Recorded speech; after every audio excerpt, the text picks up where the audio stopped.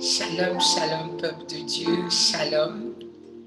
Que le Seigneur soit loué, glorifié pour cette exhortation, ce message du jeudi 3 février, dans le nom puissant de Jésus.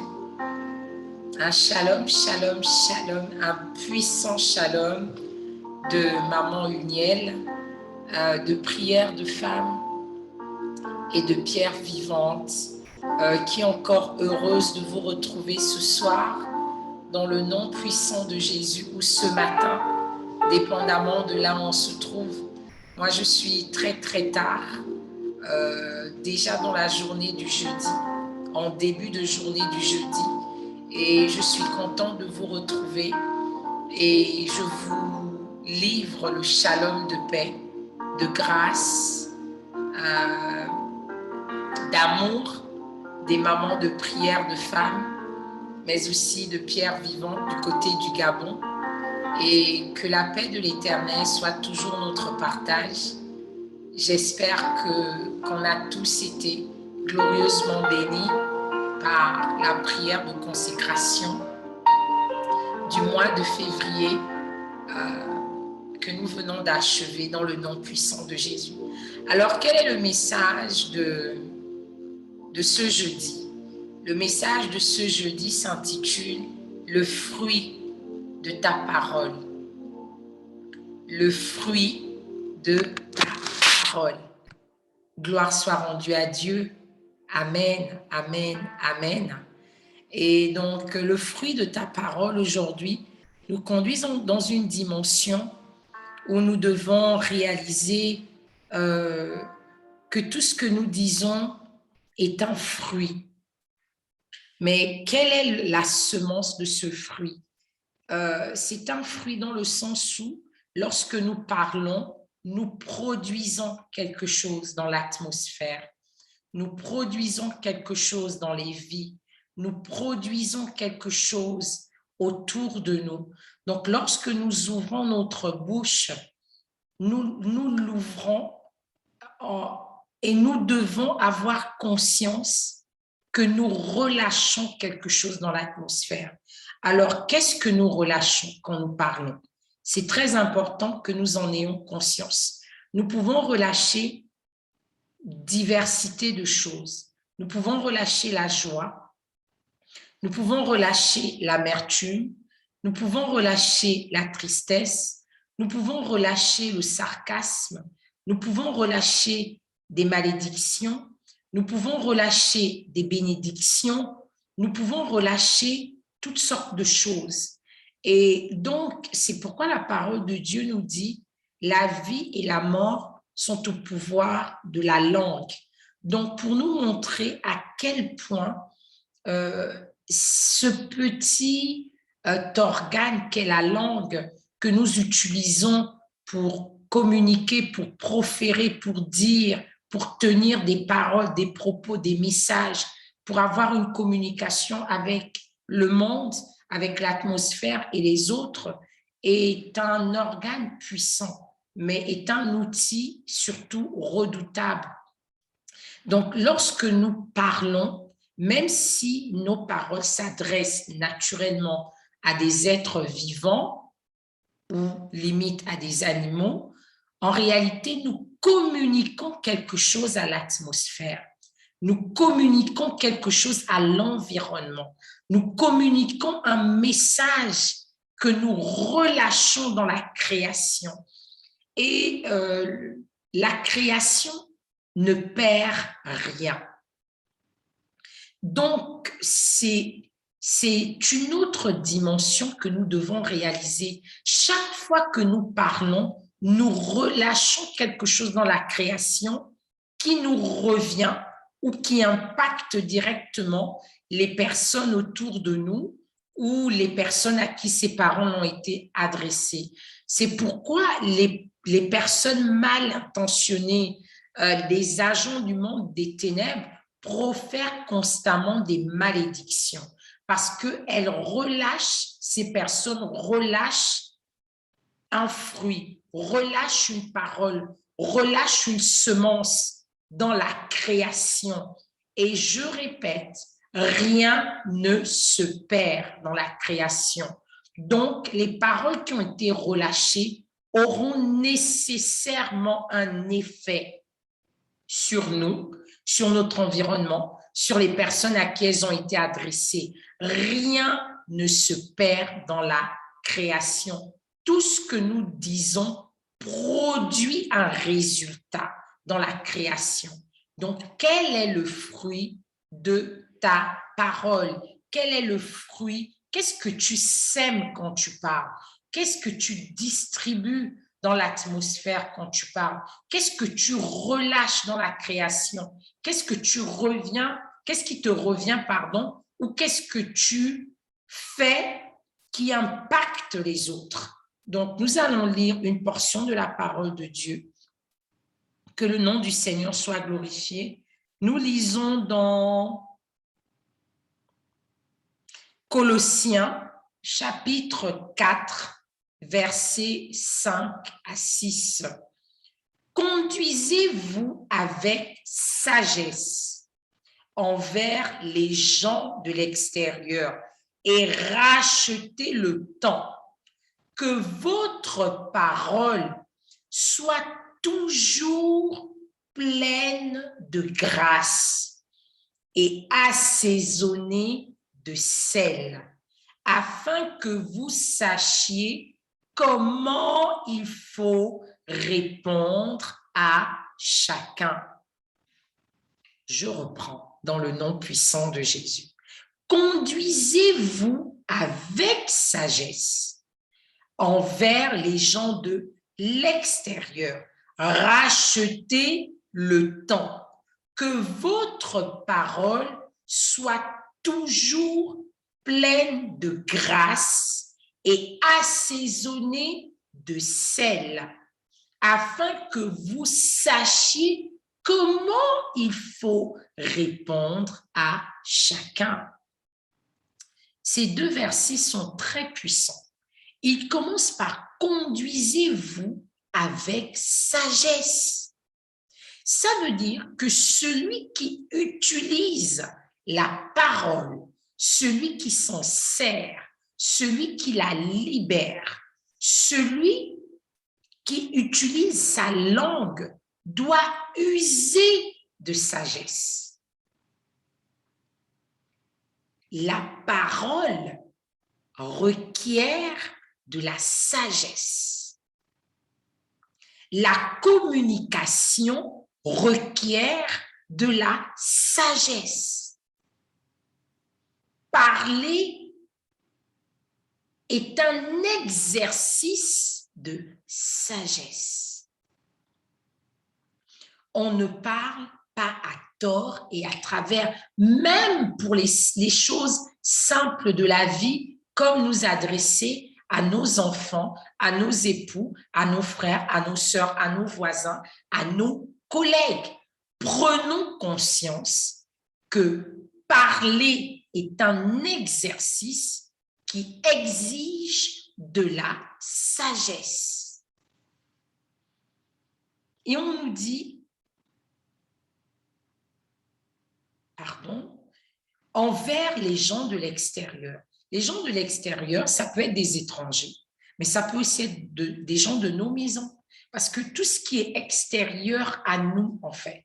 Parce que lorsque nous relâchons les paroles, nous les relâchons vers l'extérieur.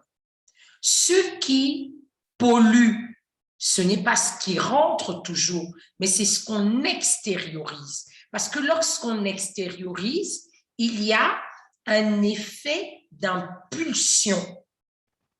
Lorsqu'on extériorise, il y a un effet de relâchement. Et donc, ici, nous comprenons que nous devons relâcher sagement. Au nom de Jésus. Amen.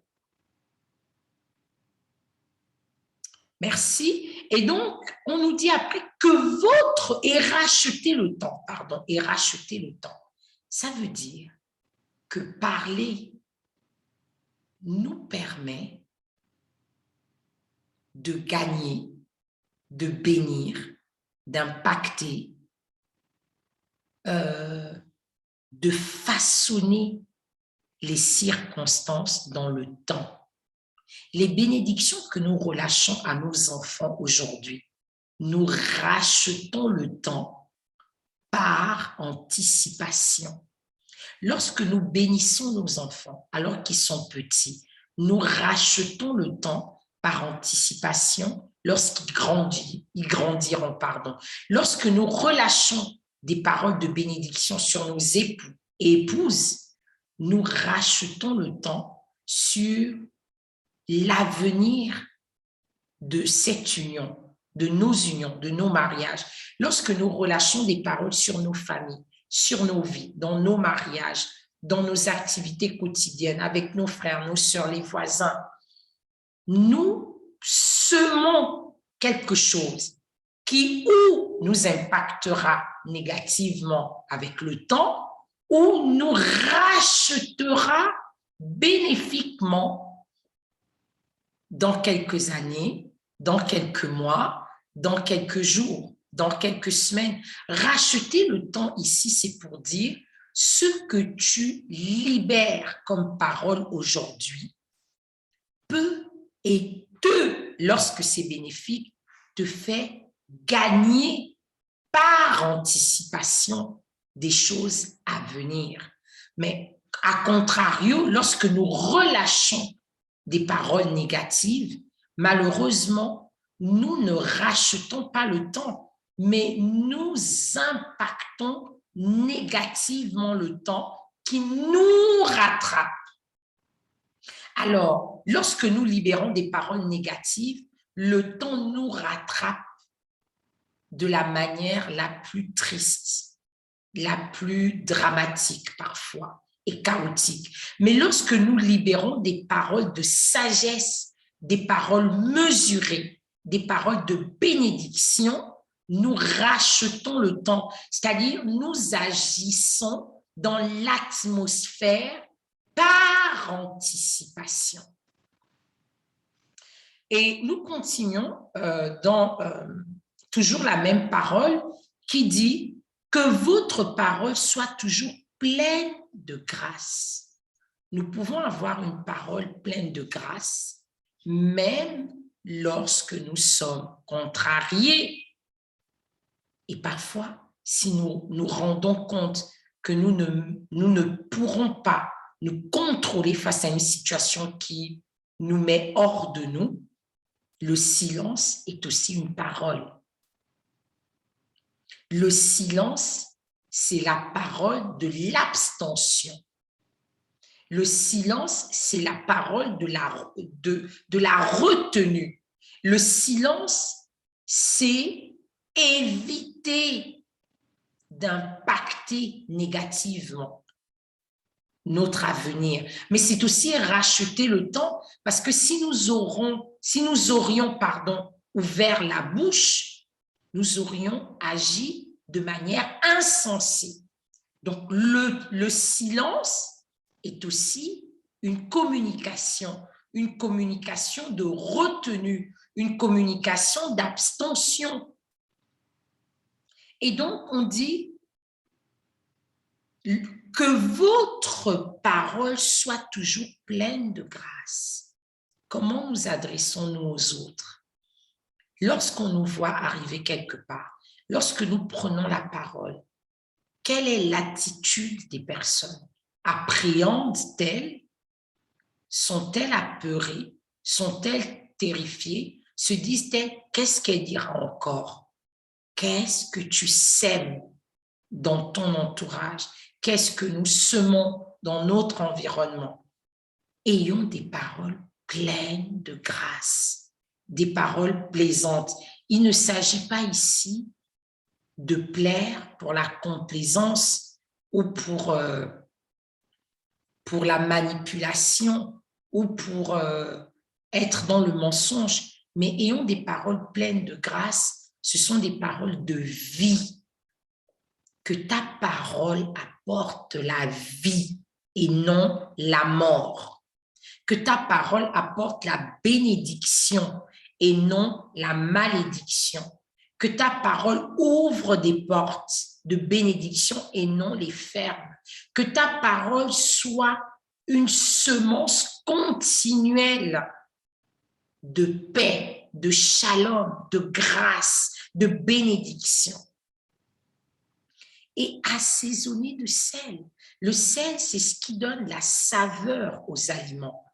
Autrement dit, que ta parole apporte du sel à la vie, à l'environnement, à l'atmosphère, à la création. Que ce que tu dises soit rempli de sagesse, d'humilité, de grâce, de shalom, de bénédiction. Afin que vous sachiez savoir la connaissance, autrement dit la sagesse, comment il faut répondre à chacun. La réponse est un art de sagesse. La réponse est un art de sagesse. Qu'est-ce que nos réponses apportent? Même si nous sommes en droit d'être contrariés, d'être énervés, d'être offusqués. Mais rappelons-nous que dans la création, rien ne se perd. Mais au contraire, tout nous revient. Alors, est-ce que ce que nous libérons comme parole nous permet de racheter le temps, donc d'impacter notre futur, notre avenir et celui de notre entourage, connu ou inconnu, ou des gens que nous rencontrons de manière bénéfique, comme Dieu le veut, ou au contraire, attirons-nous sur nos vies et sur les vies des personnes de notre entourage et des gens sur qui on a libéré ces paroles, la mort, la malédiction. Qu'est-ce que nos paroles sèment? Rien ne se perd dans la création. Mesurons les paroles que nous faisons sortir de nos bouches. Mesurons les réponses. La communication, la parole est un exercice de sagesse. Sachions comment répondre aux autres. Que le Seigneur nous y aide, que le Seigneur nous accompagne. Prions pour cet organe qu'il y a dans notre bouche, la langue. Prions pour cet organe que nous utilisons un peu trop souvent. Prions que cela soit fait avec sagesse, tempérance, douceur, discernement. Rien ne se perd. Qu'est-ce que nous produisons dans la parole? Rappelons-nous, nous rachèterons peut-être le temps ou au contraire, il nous rattrapera. Que le Seigneur soit glorifié. Pensons à utiliser sagement, avec l'aide du Saint-Esprit, la parole que Dieu a mise en nous. Que cela soit un sujet de bénédiction, de vie, et non le contraire. Demeurons bénis dans le nom puissant de Jésus. Amen, amen, amen.